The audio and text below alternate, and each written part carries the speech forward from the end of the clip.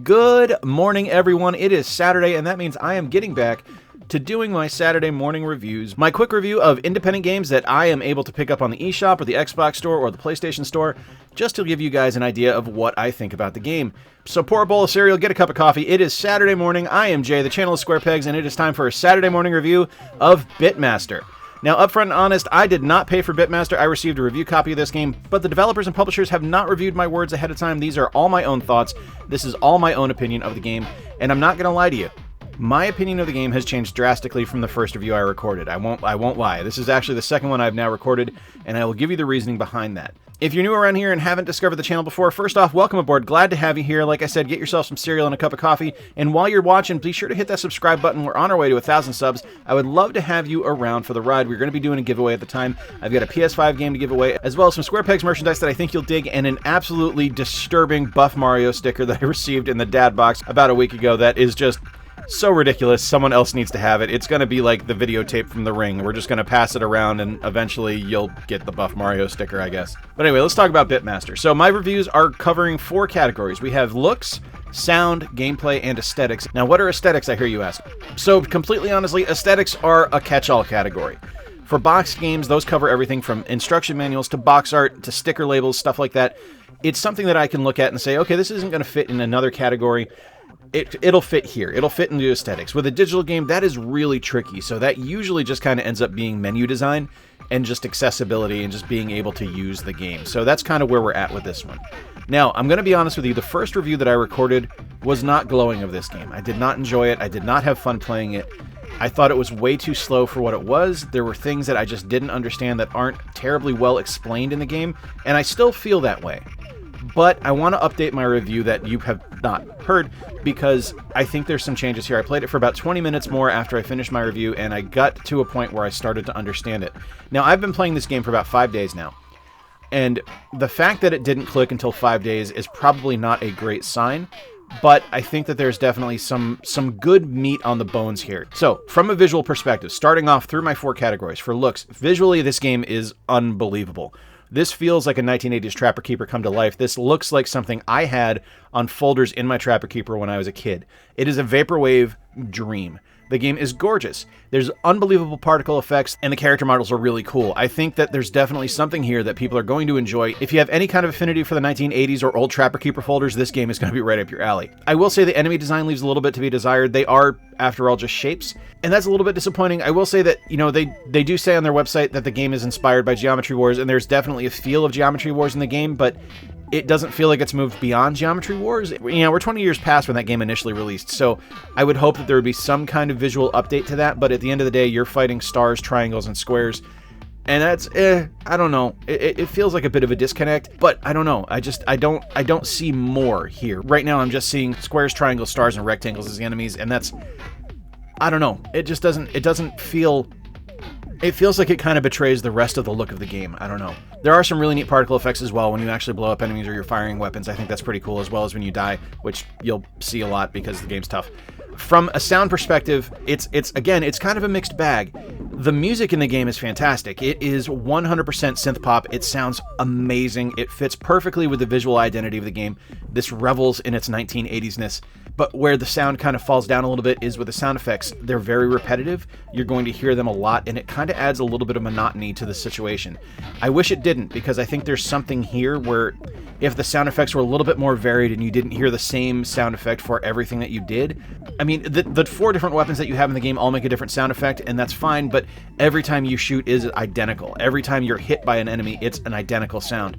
Every time you roll over one of the power-up pads, it's identical. It's just, it feels a little bit lacking. I want more, and maybe that's more of a testament to how much I dig the potential of the game, and I think that's probably what it is. Like, there's so much that could be done with this game that I want more, and I don't quite get there.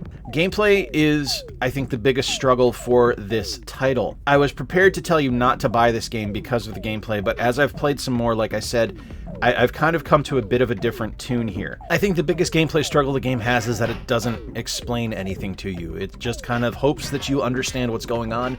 Even looking at the help menu option on the main menu, it doesn't really tell you anything. It kind of gives you a hint, but it doesn't really, tell you how to play or what to do.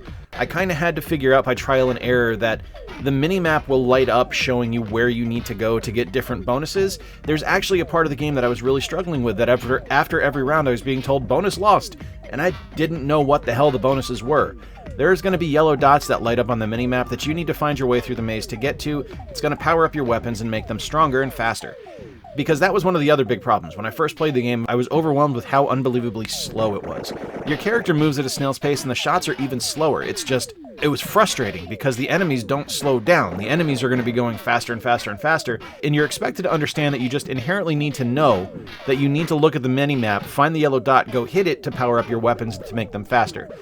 It was a frustrating experience, but I will say that once I discovered how to do that and what I needed to do, the game became a lot more fun. As I mentioned at the top of the video, aesthetics are hard to do for a digital title, and they're especially hard to do for this one because while I like the design of the menu, I don't find them terribly helpful.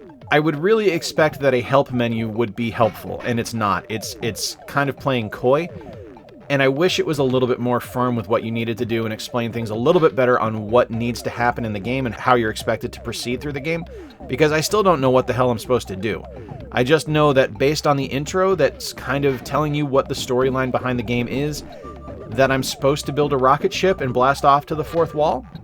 That's all I've got. I don't know how to build the rocket ship. I don't know what I'm supposed to do. I don't know how to get there. I just know that that's what I'm expected to do. And I would assume that's how I'm expected to unlock other characters as well, but I don't know how to do it or what to do, and that's a frustrating point to be stuck at with this game. Is it a perfect game? No, it isn't a perfect game, and I still don't know that I can really recommend buying it, but it is only $5, so your mileage may vary. As someone who is a big fan of twin-stick shooters, I expect a certain bit of alacrity when I'm playing, and I didn't get that with this. It is still a sluggish game, it is still slow. You do frequently feel like you're on your hoverboard kind of moving through molasses, and that's not what I want. Like, when I'm playing as twin-stick shooter like Enter the Gungeon, I want frantic, I want fast, I want crazy. And this game is decidedly more low-key, it's more downbeat, and I don't know if that's the aesthetic they're going for, if that's the focus they're going for, but that's not what I wanted, and that's not what I expected based on the look of the game. But for $5, I think it might be worth taking a shot on if you're a huge fan of twin-stick shooters, but if you're not, I would pass by. I don't necessarily think that this is going to be a game for you. And where that changes from my previous review is, initially I had said that no, you shouldn't pick this game up because I don't think it's very good, but I do think that there is enough here where if you do spend the $5 on it, you're going to find something you like. And visually, it's a dynamo. I think the game looks great, so at least your eyes are going to get a treat as you play. Please be sure to let me know in the comments down below if you agree or disagree with what I said. I would love to hear your opinions on the game, and if you have played it and you know something that I don't, if I am overlooking something entirely, please be sure to let me know, because I will be happy to do a follow-up review on this game and do an updated thoughts on it, because if there is something obvious that I am missing, I kind of hate that I am. I wish I wasn't missing it, I wish I wasn't overlooking it, but please do let me know, and I will absolutely update my thoughts and give you my opinions on it. If you enjoyed what I did today, please hit like, please subscribe if you're new around here, as well as ring the notification bell, and in particular, if you really dig what I did, please consider becoming a monthly Patreon sponsor, and check out our merchandise. Links to both will be in the pinned comment down below, as well as to links to all of our social media sites across the web.